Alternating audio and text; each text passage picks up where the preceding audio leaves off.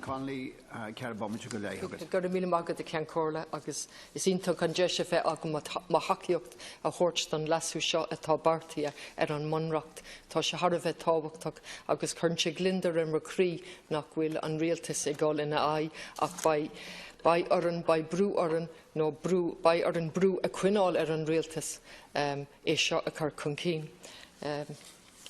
Alas, Ceann Comhairle, I'm delighted to have the opportunity to contribute to this debate. I want to pay tribute to my colleague, Deputy Collins. I'm proud to sit beside her and stand beside her. She has pushed this and brought it here before the Dáil, and it looks like we have cross-party support in relation to it, although when I expressed delight a few weeks ago in relation to the anti-fracking bill, I was accused of being innocent in the Dáil and that they were going to bury it somewhere along the line. But let me say, we certainly will not let the anti-fracking bill be buried, nor this amendment to the Constitution. It's absolutely essential. We all lived through the election recently, and the three issues was housing, health and water. And I have said repeatedly in the Dáil that I am tired of people on the right telling us, when we give a different vision and a different way of doing it, that we're negative.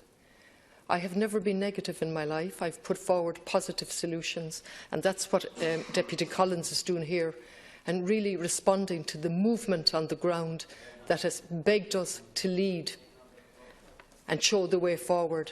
And they weren't negative either, although the words have been used that they were against water charges and against this. My experience with people on the ground is that they are absolutely begging the government to lead and to have a society that they can participate in.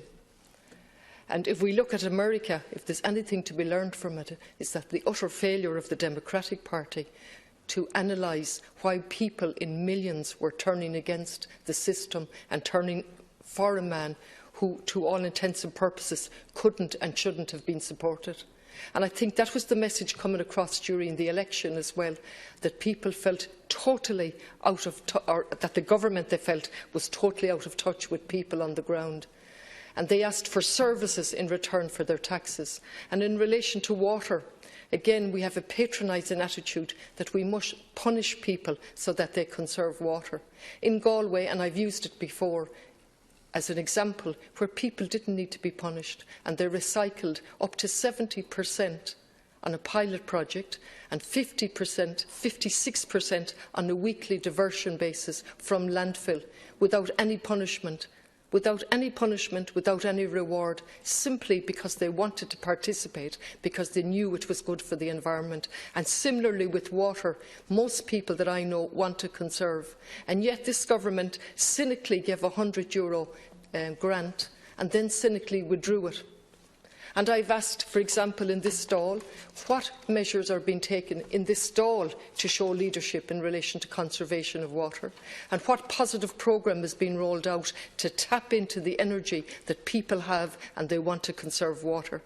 I live in Galway City, and for 17 years as a local councillor, I watched the system starved of funds, with a 40% leakage rate week after week and no funding coming forward. So I'm not one of those that subscribe to the mantra that we did nothing. Yes, we did. We repeatedly asked for funding to deal with the problems locally. And repeatedly we were refused funding. And also during this whole debate, the fear was that the water was going to be privatised over and over again, and we had weasel words from the government and from politicians that it wasn't going to be privatised. Well, we're calling your bluff now, and we're asking you to support this, and at this stage you say you are going to support it, and I would ask for that support the whole way through the system, so that this very, very simple bill, which allows us to amend the Constitution, the 35th Amendment, to make water publicly owned by us for the people. The UN back in 2010 declared that water was a human right. It seems to me that we often know the value, the price of everything and the value of nothing, and that was very evident in the absence of proper debate on water and water conservation, and I proudly support this bill.